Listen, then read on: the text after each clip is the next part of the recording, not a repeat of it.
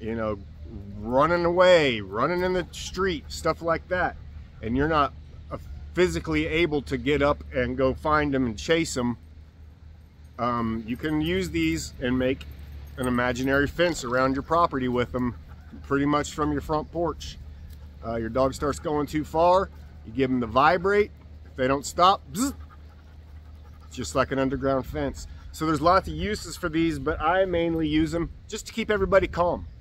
Because when dogs are calm, for the most part, they behave. It's when dogs get wound up and excited is when they start to be a pain. And then that's when you quit having fun. That's when you quit going on walks. And you have to put the dog away or put it in the backyard, put it in the laundry room, whatever. When somebody comes over, have to crate it. You can use the collar, just calm it down.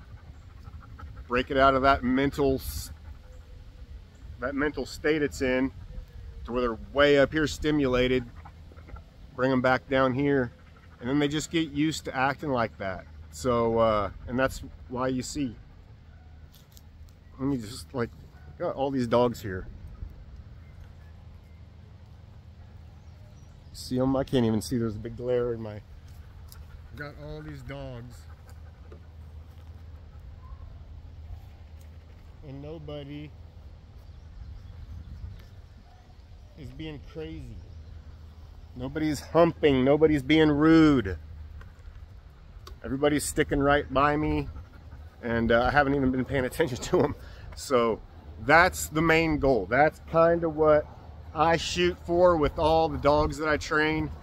Just want you to be able to enjoy it, be able to go out on the back deck, front porch, park late, and have control over your dog and not have to be worried about it all the time. And then the more you do it, the more the dog just kind of falls into place, and it's just how it is. So rambling a lot, but that's a big issue. So we will see you on the next one. I'm gonna stop. Toodles.